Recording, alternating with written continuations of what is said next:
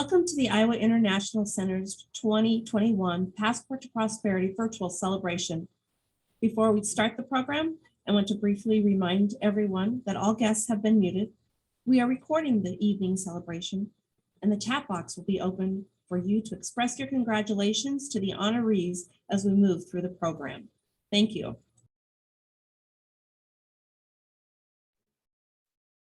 Good evening, everyone. My name is Carter Smith, and I'm the board president for the Iowa International Center.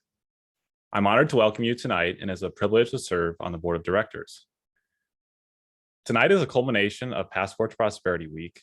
In the last week, individuals across our community have celebrated honorees in our global community with yard signs, social media shoutouts, an international scavenger hunt, a global conversation webinar, and of course, tonight's virtual award ceremony. There was an event every day, and every event highlighted honorees' economic, social, and cultural contributions to our global community. In addition to recognizing incredible individuals, tonight's event also raises money to help support programs to remove language barriers for immigrants and refugees.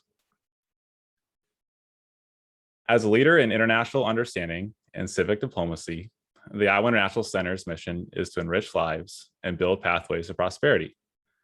Founded in 1938 to welcome refugees of World War II, we've been building peace and prosperity ever since. We work to lead dialogue and gather resources that provide meaningful connections to new Iowans and global visitors.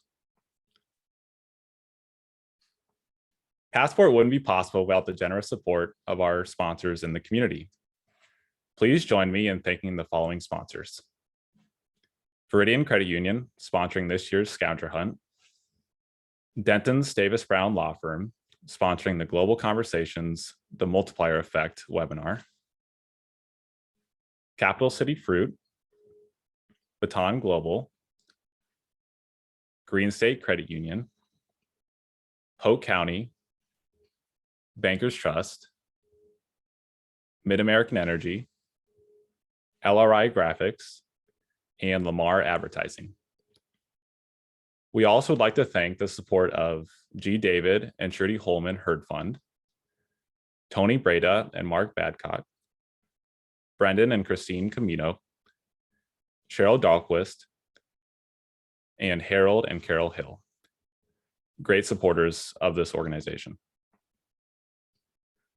I also want to pay tribute to the 80 previous Passport to Prosperity honorees, a great history that the organization has.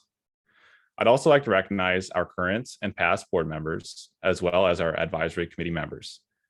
Thank you for your tireless work to this community and to Iowa International Center. A special thanks to the great volunteers and to our staff and interns who coordinated this week of celebration and events recognizing the 2021 honorees in our global community.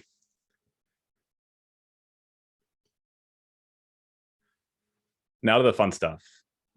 First off, the Dr. Judith Conlon Welcoming the World Award recognizes the legacy of Iowa International Center's former executive director, Judith Conlon. The award honors an individual, group, or organization who has walked with the Iowa International Center to create a culturally respectful and welcoming Iowa. This year, we want to recognize the Harkin Institute for Public Policy and Citizen Engagement, touching hundreds of lives in their work with Iowa International Center. Let's hear more from Joseph Jones, who serves as the executive director of the Harkin Institute. Joseph?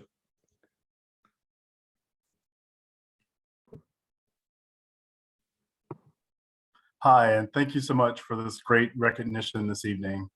We're proud to partner and collaborate with the Iowa International Center on our collective work, and we look forward to continuing to do more in the future. I'm also humbled to be associated through this award with someone I greatly admire, Dr. Judith Conlon, whose leadership, vision, and steadfast nature has been pivotal to so many great things getting accomplished. When I was first told about this award, I was taken aback and very surprised because we don't do anything extraordinary. We just do the things we believe are right based on our values and our mission. The Harkin Institute exists to inform citizens, inspire creative cooperation, and catalyze change on issues of social justice, fairness, and opportunity. We believe that the best way to create good public policy is through building relationships and sharing ideas. That's why we make it a point to engage visitors to our community and to talk to them about our experiences. We feel strongly about welcoming environments that are inclusive and bring people together in a way that helps every person feel valued and engaged. I'd like to congratulate those other honorees tonight who will be recognized for their work. Although it's sometimes frustrating, I hope you'll continue to strive to do the work that needs to be done. If each of us continues to do the next right thing, focus on fairness, and make room for all voices to be heard, we will see the change that we need to see in our community and in the world. I'm looking forward to the time when international travel is advisable again so we can welcome more future friends and colleagues from around the world to our state and to the new Tom and Ruth Harkin Center on Drake University's campus. On behalf of all of us at the Harkin Institute, thank you again for this truly humbling recognition. Good evening.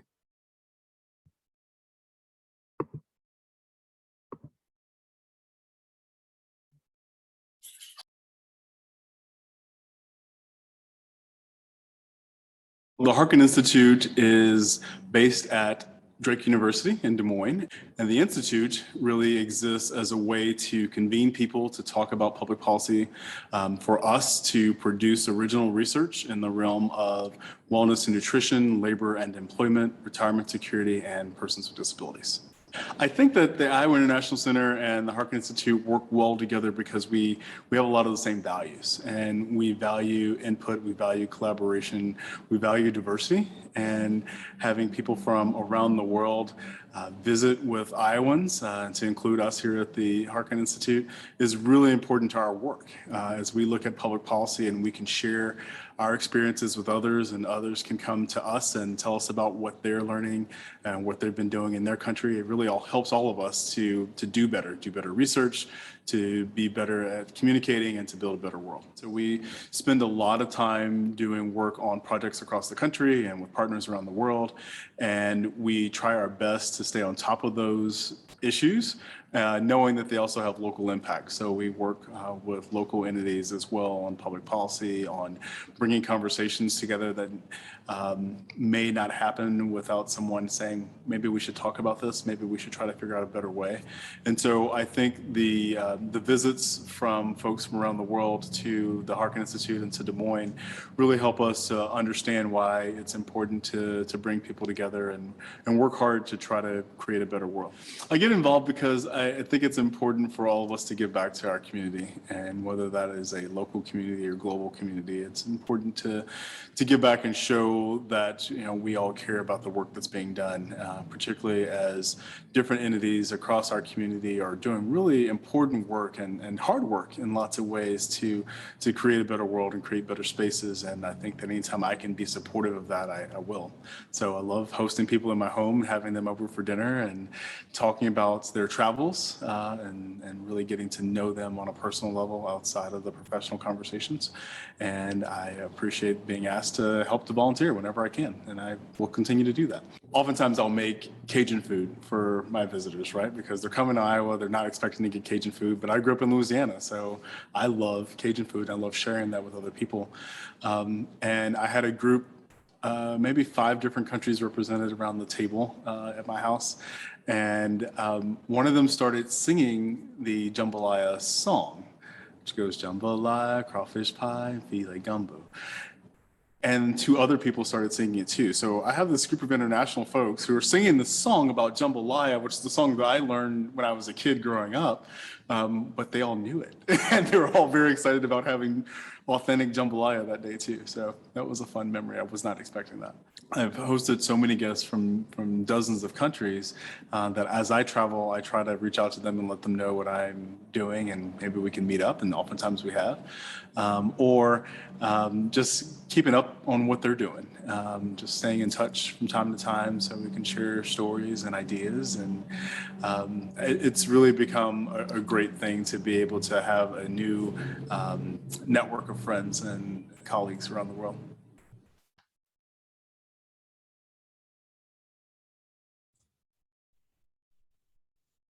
Thank you, Joseph, and congratulations to the Harkin Institute.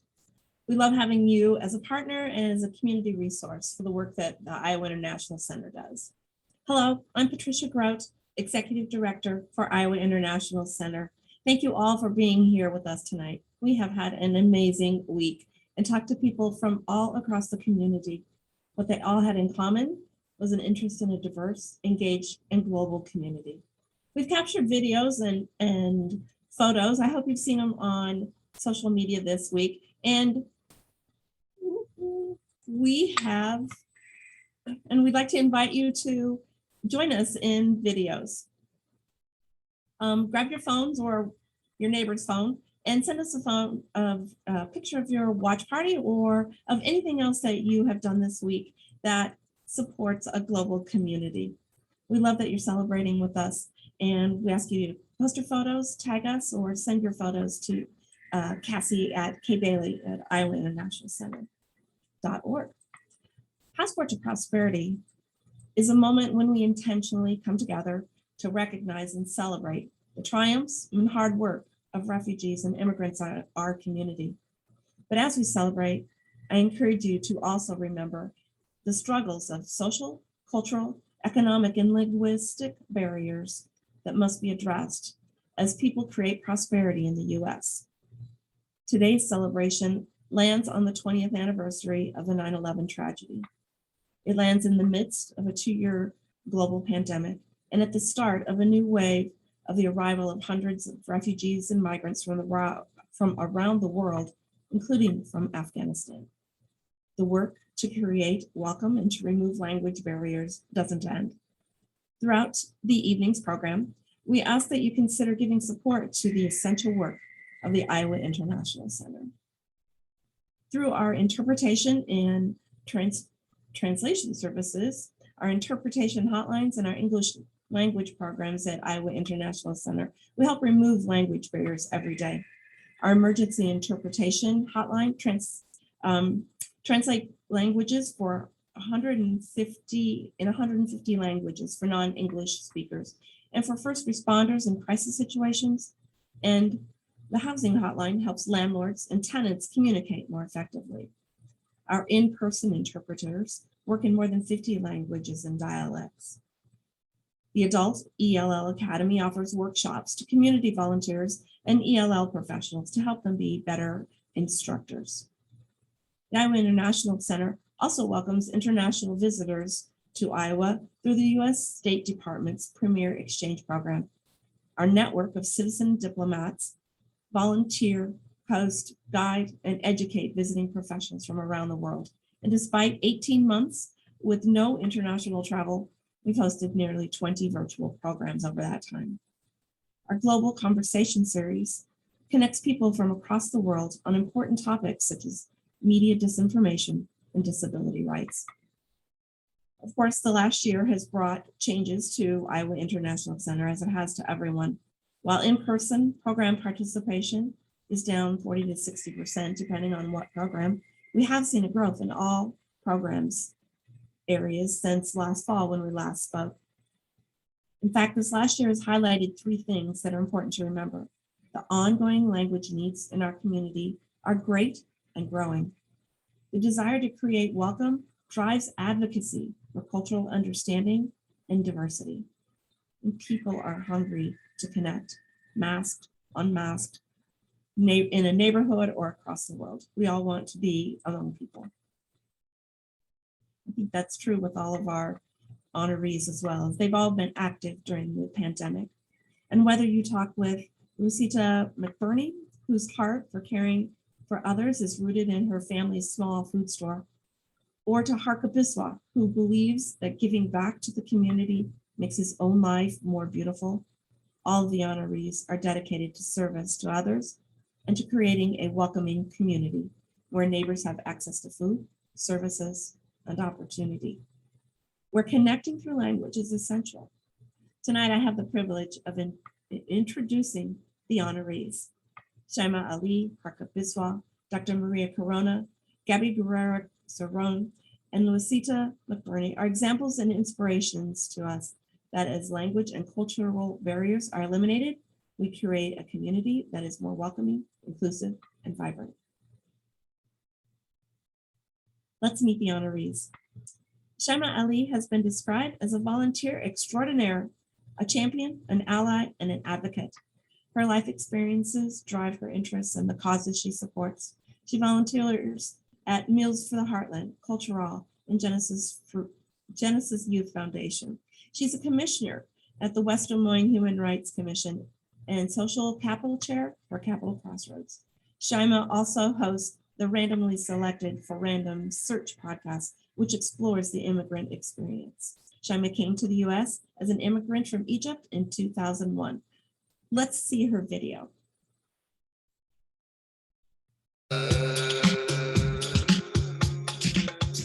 I came up from Egypt almost 20 years ago. And I came with my husband at the time. He got a job offer here in Des Moines, Iowa in 2008, and we moved here. And here I am on my second marriage. I have 2 kids of my own, 2 boys and 2 stepkids. I grew up in a Muslim family at home, but I was raised to private Catholic schools. So openness to different religions and different cultures and accepting the fact that people might pray differently. But at the end of the day, we're all in the same country. We're all in the same classroom. I learned empathy and love and respect for all cultures and religion as early as I was, 4 years old. When I came to the US, I graduated with at the time, BA in economics and statistics. And believe it or not, I couldn't find a job that aligns with my skill sets or my educations or the experience I carried coming with me. So when I had to find myself working in babysitting jobs, I found myself a personal chef. I find myself doing errands for people. I couldn't find a job, and when I finally get in a middle or a mid-sized corporate or a finance company, there was no room for me to grow. And I started with a job like $12 an hour. And it was really frustrating for me. It took me like 8 years until I get to that first literally corporate American job. And that was really challenging for me. But along my way since then, I had a lot of people who helped me grow and excel in my career. And I made it a personal commitment and a promise that I have to give back to every single immigrant that I come across, or any person in general, because those who helped me were not necessarily immigrants. We're a lot of people here born and raised here in Iowa. And they helped me, and it was really beneficial. And I always tell my mentees, I would not be where I am today if not for those who lend me a hand, and it's my responsibility to pay it forward. So that's on when it comes to helping people finding jobs or helping them with a resume or sharpening them for interviews. Another critical point in my life was the re-entry. After having my second kid, the re-entry into the job market, and how is it challenging for the women? And then you have to take another step back, right? Because you took some time off. And that's something that made me aware of the challenges that women face in the workforce, and put more responsibility for me to be aware of the systematic challenges in our system and made me more vocal about it. Years later, I was going through divorce. Believe it or not, living in a fancy home, driving a lovely car, I didn't have money to feed my kids. I was drained in attorney fees. It was ugly and messy divorce. And I've been like 6-7 months as my kids and I are surviving on cereal and milk, and very, very, very limited people knew about that. And I became aware that no matter what people look like or dress like or live in or what car they are driving, you never know what story is behind the scene. And after getting out of this ugly situation, again, my responsibility to give back to food pantries, to women going through divorce or being a victim of domestic abuse, because it was my story in my previous marriage, I made sure that I tell people where resources are and be of a help to anyone that might need help. Shaima defies some of the odds and some of the stereotypes we all have about, in particular, like Muslim women. And so I feel like, I don't know if she really talks about that a lot, but when I see her, that's also what I see. She's inspiring in so many of those levels. First of all, I think we all have this common bond and experience of coming to this country as an immigrant, and what that feels like and how we started from scratch and build our lives. But I feel like being a Muslim woman and having to appear in a certain way or break some of the stereotypes that people have about her. She must fight this every day in her life. And she's done that with a lot of grace and power. And I think she's pretty amazing. I have my own definition is each and everyone reach their potential. And we all came from different backgrounds. We all have different skill sets. Each one of us has a different potential. It's not one size fits all. And my definition of prosperity is each and everyone reaching their potential. If not more than that, if it's also improving their potential and help them excel even beyond their potential.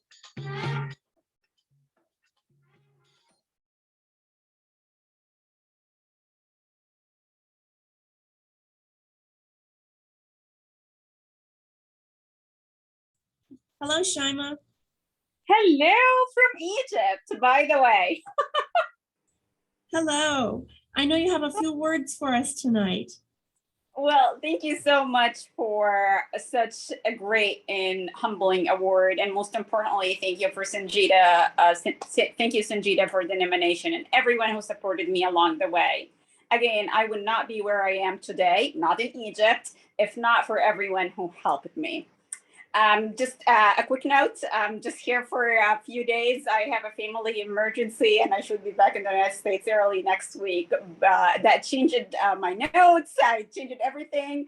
But I just want to say first and foremost, for everyone who's here today, most likely you're already engaged in the community. Most likely you're out there. So my ask of you going forward is please, please, please, please make sure that you have your +1. We always have a +1 when it's the free food, but when it's volunteering, we shy away from asking. Today, my +1 is my son. It's almost 2:30 a.m. here in the morning in Egypt. I'm asking him to be part of this so he can just learn from everyone today who's going to share a word of wisdom. I'm also going to ask everyone to show up and advocate, even if it's not something that you're interested in, it's not your passion. Food pantry was always my passion, but I start showing up for different things like volunteering for the youth or helping Genesis Youth Foundation or helping women of domestic abuse. So when I start showing up in different places and learn more about different places, I found myself more in giving back in the community. And my eyes were wide open for new challenges in the community, new struggles, and I never stopped advocating for each one and everyone and I meet throughout my life. And thank you so much. Thank you for joining us at 2:30 in the morning, and to your son as well. And congratulations on being a Passport to Prosperity honoree. Thank you. Thank you. Congratulations. I first met Harka Biswa in 2017 at a community meeting. He impressed me then, as he does now, with his impassioned urgency regarding needs of refugee communities. Harka founded the Bhutanese community in Iowa, where his work and his advocacy has been invaluable. As a teacher in Grimes, he's a bridge to life in Iowa for many refugee students and their families. Harka is from Bhutan and arrived in Iowa in 2011 from a refugee camp in Nepal. Let's watch the video about Harka and his story.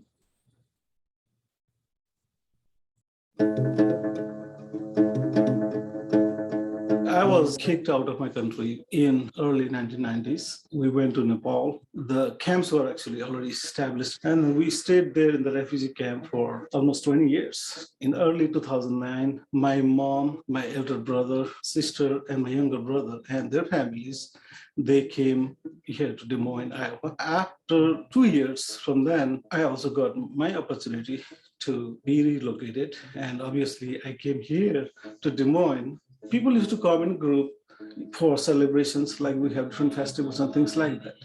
But then we were not really organized. And we wanted to be organized, but then they did not know. And actually, we did not know how to get that done, to form an organization, how to, register that in the state and what needs to be done and things like that. So we made a team. Honestly, I don't really feel that it as a giving back to my community. Instead, I think that it is a way to make my life beautiful and meaningful and purposeful. So that is how I take it. To give back or to serve the community, I think it is something that was in me when I started living in the refugee camp. So when I first joined the refugee camp, after a month or so, I started teaching the refugee students. And then also I was involved in other community activities, volunteering, here and there, helping people in the camps. So things like that. So I was pretty much involved in community work and, for the service of others in some way while in the refugee camp and in Nepal and also in India. So when I came here to Des Moines, I think I just carried on with that passion to serve the community. And also one of the things that really, inspires me is my own inner satisfaction that I get, helping others. Like it is said, if you do not do what you cannot do, that is okay. But if you do not do what you can do, then it is not okay. So I'm just trying to do what I can do within the scope of the resources I have, and just trying to make my life better, meaningful, purposeful, and beautiful. ARCA and everybody that's, serves on the BCI board really, especially over the past year and a half, have gone above and beyond outside of their normal full-time work hours, their normal family responsibilities, to make sure that they were coming together as a community, whether it be for education, distribution of PPE equipment, vaccination education, getting people rides or support services they need. When it came to COVID relief or vaccinations as well. And just has never stopped, really making sure that the needs of the community were being put at the forefront. I remember someone said, it is by spending yourself that you become rich. So I totally agree with that. And I think it is how profound your experiences are and how impactful your actions are that make you rich, that make you, happy and prosperous. Like no matter how much wealth you accumulate, how much materials and money, but at the end, you are not going to be cremated with all that. So that's what I feel. So to me, prosperity means the richness of experience and making your life happy, beautiful, and meaningful.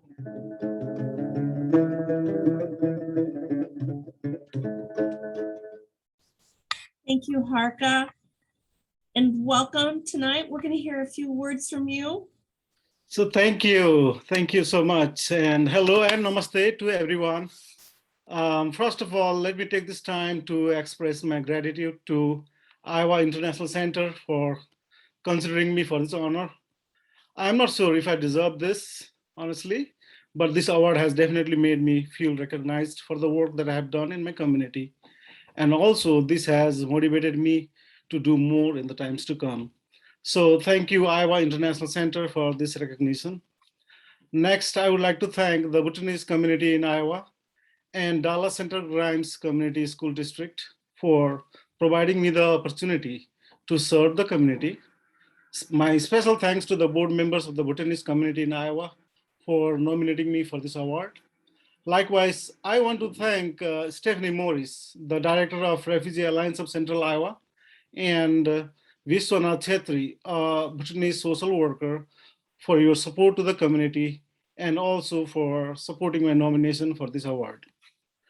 As a word of wisdom, as we observe this virtual award celebration tonight, one thing I would like to mention is the fact that the ethnic community-based organizations like the Bhutanese community in Iowa are at the heart of the refugee and immigrant communities. The work done by these organizations is very crucial for the communities they serve. So I appeal to all stakeholders to support the work done by these organizations for the communities. I also believe a well-supported, a well-funded, and a strong ethnic community-based organization would mean better services to our communities and a better place to live in for all of us. So last but not the least, I would like to thank my wife and my 3 daughters, Samna, Suraksha, and Samreen. Thank you, everyone. And once again, thank you, Iowa International Center, for this honor. Thank you very much.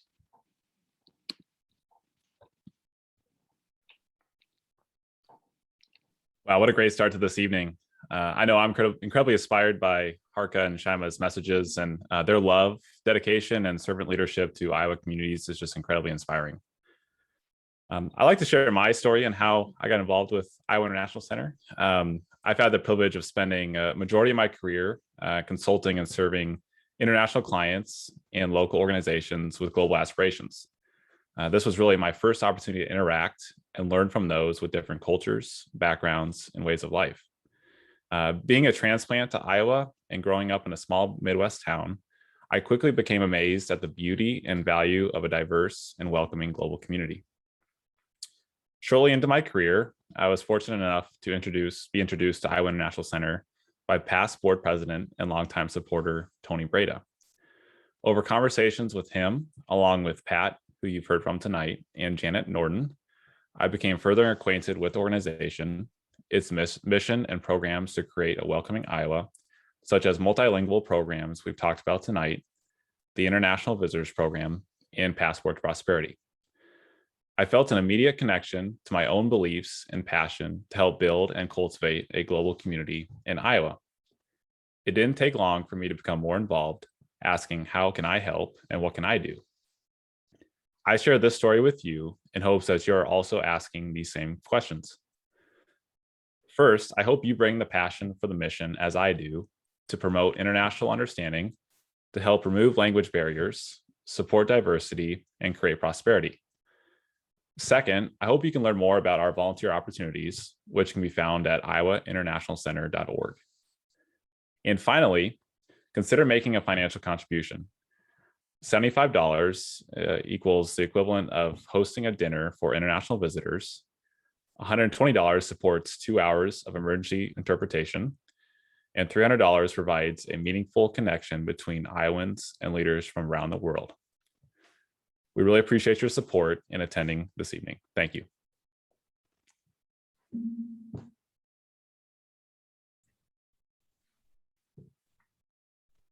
Vania Gabriela Guerrero Cerrone is originally from El Salvador. Gabby is a passionate advocate for the rights and inclusion of immigrant youth and the LGBTQ community of color.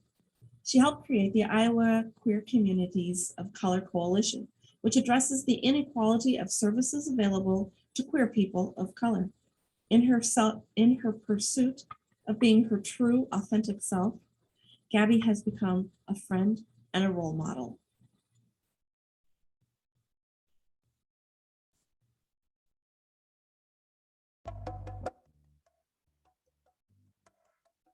Well, my dad was migrating from El Salvador to the United States in the 90s, and he had been doing that for many, many years, just to make ends meet for our family back in Santa Ana, El Salvador. At the time, we saw that gang violence was really increasing in El Salvador, and it was me and my little sister, my parents had 2 kids at the time, So it was around 2000 now, 5 years, fast forward. And so they were really taking into consideration making the move to the United States just for a better life, hoping that things would be better, more safety, having a better chance for education, and just living happier, safer lives. And in 2002, they decided to make the move. Everything about the United States was different when I came from El Salvador, especially the language, right? I didn't know a drop of English. And going to school and being around so many people trying to talk to you, you have no idea what they're saying. That was a huge surprise. But I think maybe the food was a little bit different because everything tasted different, right? Even if it's like similar stuff back in El Salvador, the thing that I was eating every day was like a bowl of bean soup with like, it's called French bread, a little bit of cheese. That was my meal that I loved every day. And here when I got to the States, fast food was a thing that I didn't really experience before. Like over there, you would go to like a chicken place called Pollo Campero, and that was for special occasions, right? And that's considered fast food. Here, it's like every day, you can just go whenever you want, and that's normal. So the first fast food place I went to was Burger King, and that I'll never forget that experience. I remember the sandwich that I ate. I'll never forget it. I was in love with Burger King.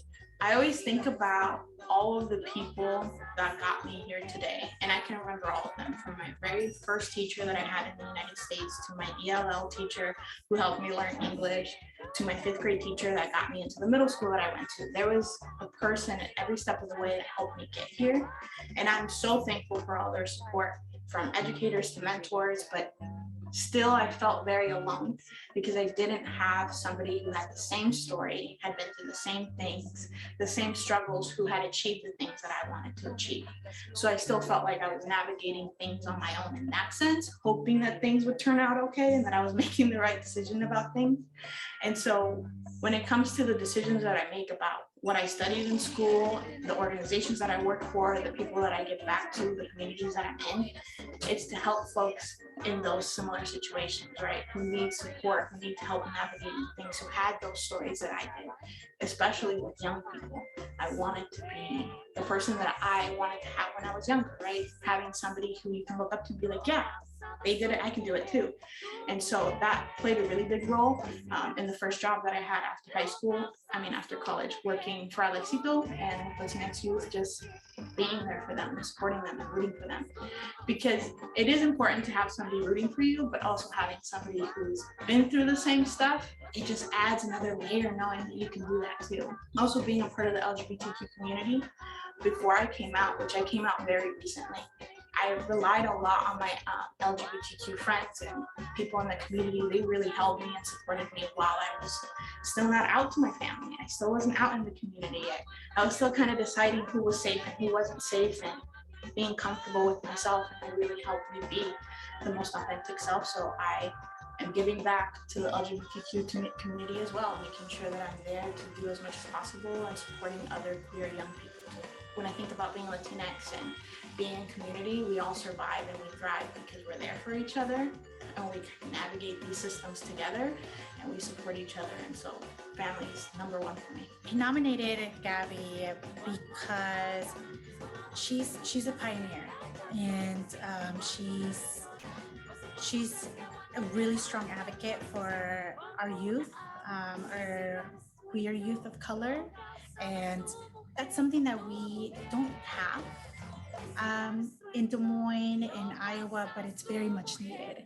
And so I think her work with just with Alexito, Please Pass That Love, and just even her own organization, is just really making a safe space for our youth, for other queer folks of color that we didn't have before. And it's important that these awards also go to leaders from the LGBTQ community and recognize their contributions to our city, because they don't always get the recognition that they deserve. So when I think about prosperity, I don't really think about it on an individual level. It's all about community. And so when I think about prosperity, it's about the people in my community. Are they safe? Do they have access to opportunities to be successful, to be happy?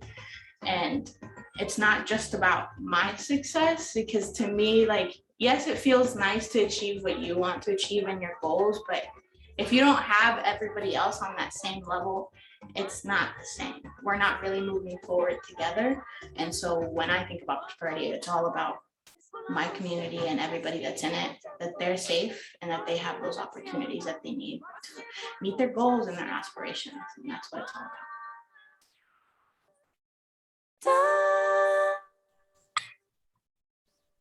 Thank you, Gabby, and welcome to tonight. We're going to hear a few words of wisdom from you tonight, Gabby. Hi, thank you to everyone for joining us tonight, and thanks for all of you who are supporting this incredible work. I want to give a quick shout out to Kenya Calderon for nominating me and Megan Beza for supporting the nomination.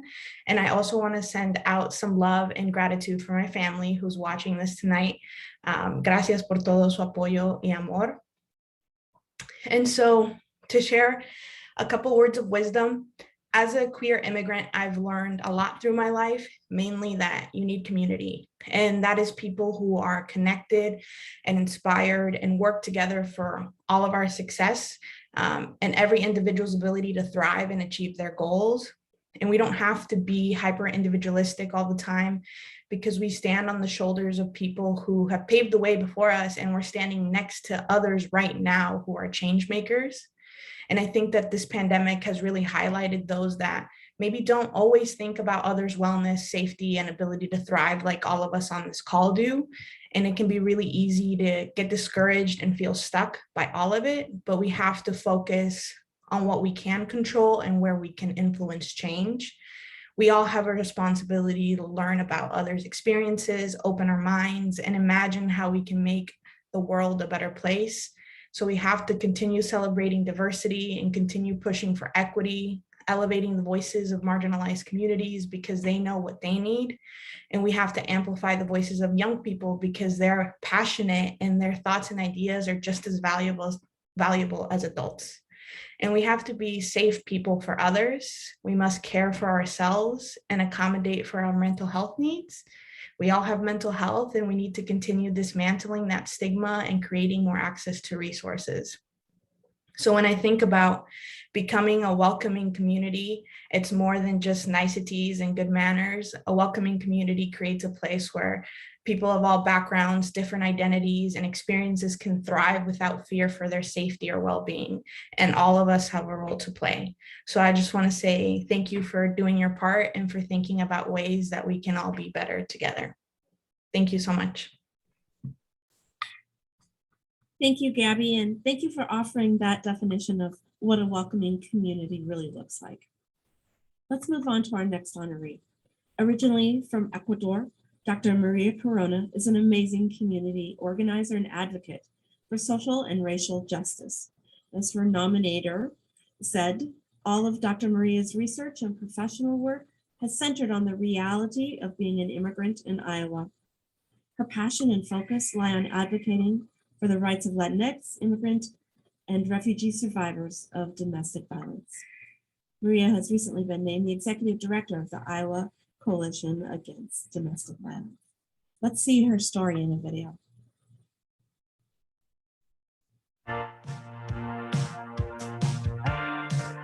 In 1999, my mother, brother, and I, we left Ecuador. It was during a period of time of very unstable economic crisis in the country. During that time, it was also what is considered to be the second wave of mass immigration of Ecuadorians abroad. So we were part of that. My mother was also, she's a survivor of gender-based violence. So that also played into that piece of sort of looking and seeking for opportunities for her to succeed and give what she could, the best she could to her children, my brother and myself. Came to Iowa really following the footsteps of my aunt who graduated from veterinary school at Iowa State University, and then my brother, of course, who was recruited by her and supported by her to finish school at Iowa State University. So I followed their footsteps and really seeking a better educational opportunity for me. We are really connected. I think it's also part of the immigration experience that we had, coming very young and having watched my mom, work many jobs, sometimes 2 or 3. excuse me. And so just having to watch her struggle and really sacrifice it all to help us succeed or help us have the opportunities for us to fight and achieve our dreams and goals. So I think that experience really made us be really connected. It really is the community itself that has motivated me. So when I came to Iowa, I started working directly with the immigrant community, learning from them, listening to their stories, to their challenges, but also to their strengths and their successes and what they identified as success. And so really learning from them and really was the inspiration for me to be involved in programming or in grassroots organizing or youth development or support. I am the new executive director at the Iowa Coalition Against Domestic Violence. It's been a really great and new experience for me in this leadership role. So the coalition really represents 23 member programs. So member programs are nonprofits doing direct service work with gender-based violence, specifically domestic violence survivors.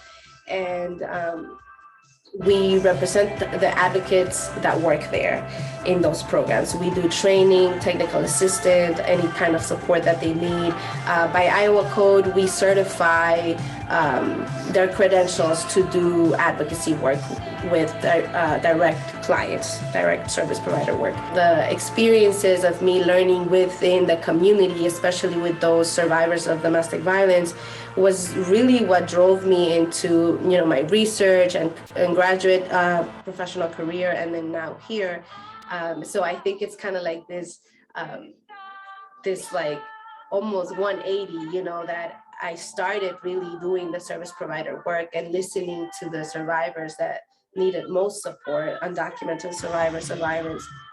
And now I'm in this position where I can, continue to do my leadership and work grounded on those experiences.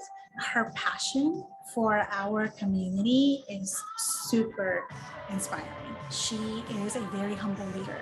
She does so many different things. She has done so much research and provided tools for our community to thrive, especially survivors of domestic violence, now within her role at the Iowa Coalition Against Domestic Violence. And she doesn't seek recognition. She does things, and if people find out that she's behind it, great. It's not really something that she's after, and it's a characteristic that I highly admire and appreciate on a leader. My personal definition of prosperity, I think, is obviously beyond the economic piece. I think it's more about fulfillment. It's about your dreams, goals, your desires in life, and achieving those, but also being in the process of achieving those. So making steps every day to achieve those things that you desire in life. Because sometimes I think we typically forget about the process and we just want the achievements, the successes, the outcomes, but the process is really what teaches you the hard lessons. So I am really lucky, I would say now, that at this stage in my life, I feel like I'm prosperous and I am fulfilling like my life purpose, I think. And so I would say fulfillment is the word that comes to mind. Thank you for that great video. And Dr. Maria, can we welcome you to our video? We'd love to hear a few words from you. Buenas noches. Good evening, everyone. I'm really happy to be here with all of you today. As you've heard from all of us, many of us immigrants come here due to economic instability, state-inflicted violence, out of desperation, and much more. But we also come with lots of hope. We are a community of hope. We come to this country leaving everything behind and everything that we know. Some of us come here very young and others as adults. And of course, our immigration experiences, as you've heard today, are all different. That is a fact. But nonetheless, I would say that we are all full of hope for one single opportunity to get ahead for ourselves and for our families. So my words of wisdom today would be that if you have a leadership role, a leadership position, or power to do so in any way, give us immigrants and refugees a chance. Take a chance on us because we have lots to contribute and a very unique and internal motivation to persevere and get things done. I want to thank again the Iowa International Center for this honor. Thanks to all my friends and family in attendance, and a special thank you to my mother for all she has done for me and who's here tuning in from New Jersey. Of course, to my life partner who is creatively entertaining my toddler right now. Thank you as well. And of course, once again, a big congratulations to all of the Passport to Prosperity Award winners this year. Thank you. Thank you for those great words. Each of you continues to inspire me. Our next honoree is Lucita McBurney. Her joy is infectious. Originally from the Philippines, Lucita, or Donna, two of her friends, came to the United States in 2002 as a mail order bride. She is a tireless volunteer who readily shares her enthusiasm with everyone. Lucita is the founder of the Filipino American Society of Iowa, which is dedicated to connecting Iowans and Filipinos, celebrating Filipino culture, and addressing critical needs. Let's watch this video.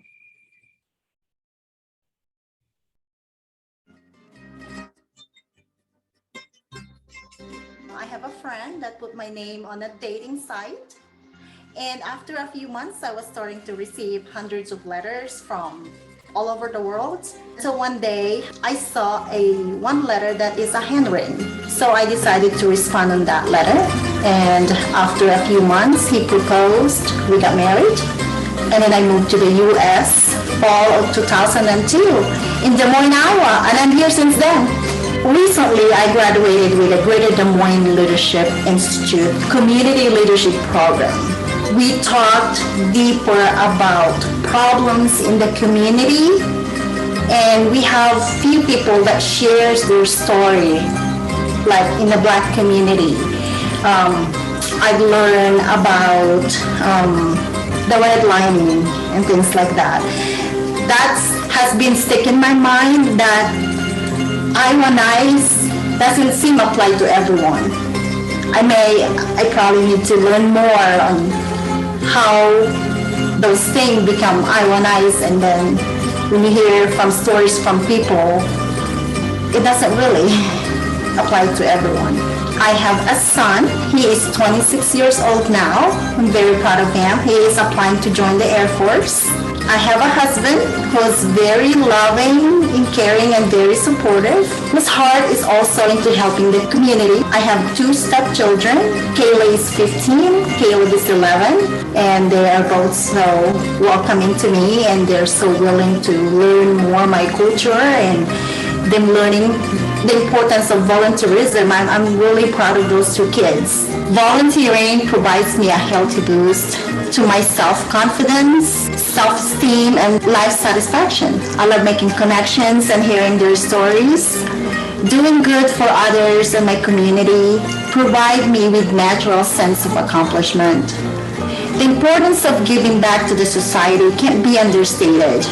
When you give back, you're able to better the lives of the people around you, your loved ones, the people in your community, or the lives of people somewhere else in the world. I know every time I see a homeless that is, begging, it's just like, it hurts to see that there's people like that. I mean, I always think, how can we get these people out of the street? And some of them holding, I'm a veteran.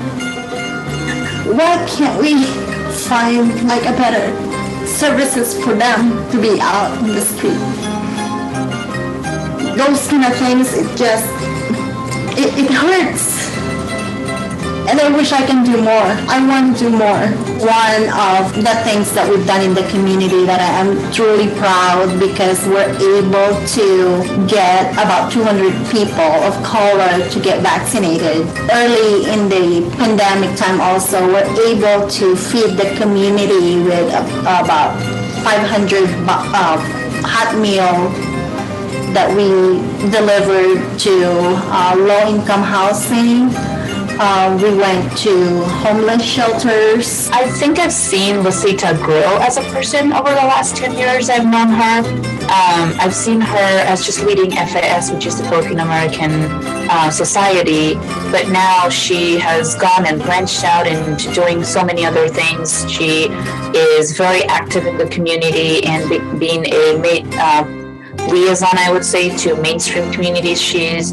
We don't have a lot of AAPI community members who are politically active, and that has a meaning in itself because we're underrepresented everywhere.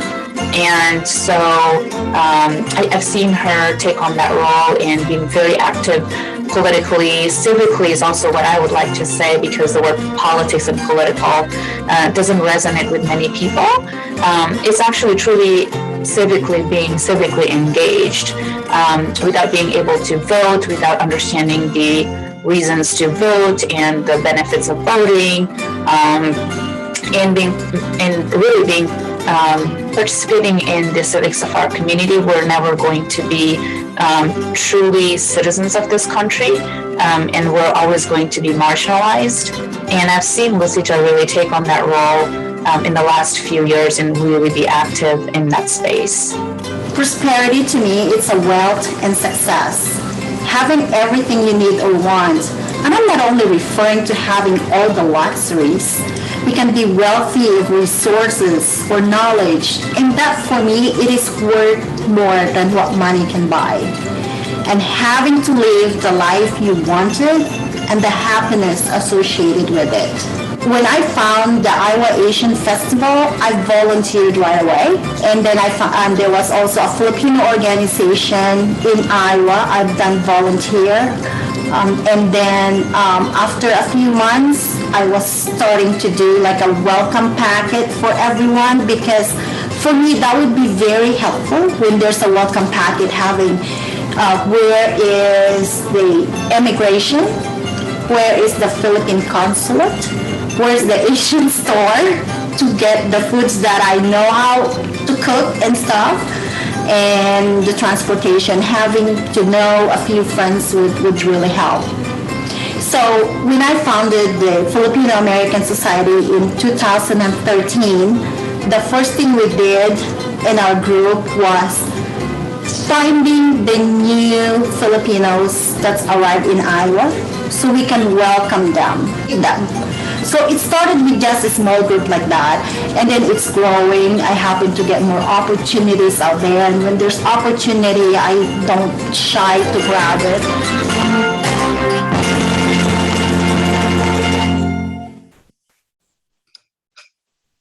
Thank you, Lucita.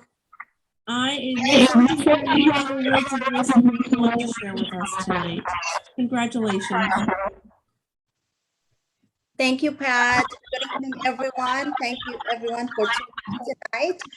So it all started with my first volunteer experience after I arrived from the Philippines.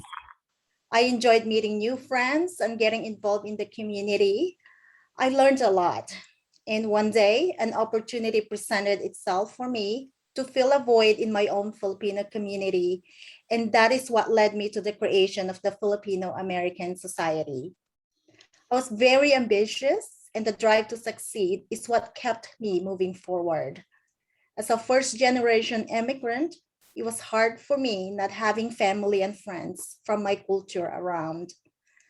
I used this as an opportunity to reach out to other leaders within my community, as well as other communities who all provided me with such great deal of support.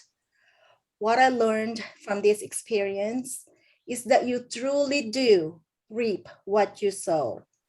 Whether you are volunteering your time in the community or making donations, There are always ways to help bring each other together, and every little bit helps. I also learned to not overextend myself. It's okay to say no. Time is limited, so I had to use it wisely. Also, when you're helping someone, do it selflessly. You may not receive anything in return, but the person will pay it forward even if they're not paying it back. The journey of 1,000 miles begins with one step, and it's never too late to take your first. Thank you, Iowa International Center. I am deeply honored, and I thank everyone that supported me, my journey. I especially thank my husband here, Larry McBurney, for all the love and support. Thank you. And thank you. Congratulations again to all of our honorees and to the Harkin Institute. Before I turn it over to Carter, I want to say thank you on behalf of my colleagues on the board, the volunteers and the staff of the Iowa International Center. We are honored. We have the privilege of recognizing immigrants and refugees through the Passport to Prosperity event. It is truly an inspiring moment for all of us associated with Iowa International Center. Thank you for celebrating and for being with us here tonight. Carter, if I can turn it over to you. Thank you, Pat. Wow, what a night. We gathered to celebrate the lives and accomplishments of incredible global Iowans who have really transformed their hopes and dreams into reality, embracing challenges of language and culture and geography. I know this night was very inspiring and moving for me, and I'm sure hopefully for those joining us this evening as well. Again, I want to congratulate Shaima, Harka, Gabby, Maria, Lucita, and Joseph. You are an inspiration to each of us here and to so many others. Thank you for sharing your stories and your passions. You make our community and our world more peaceful and prosperous. For those attending tonight, we really appreciate your support of Iowa National Center. We ask that you consider supporting Iowa National Center and joining our honorees in creating a more prosperous and welcoming Iowa.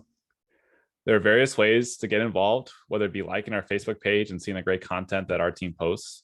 Maybe it's seeking volunteer opportunities and doing a virtual host or a dinner host, or even supporting some of our great programming with a donation. Thank you for attending the 2021 Passport to Prosperity Week, supporting Iowa International Center, and celebrating incredible Passport to Prosperity honorees. I hope you have a great night. Thanks again.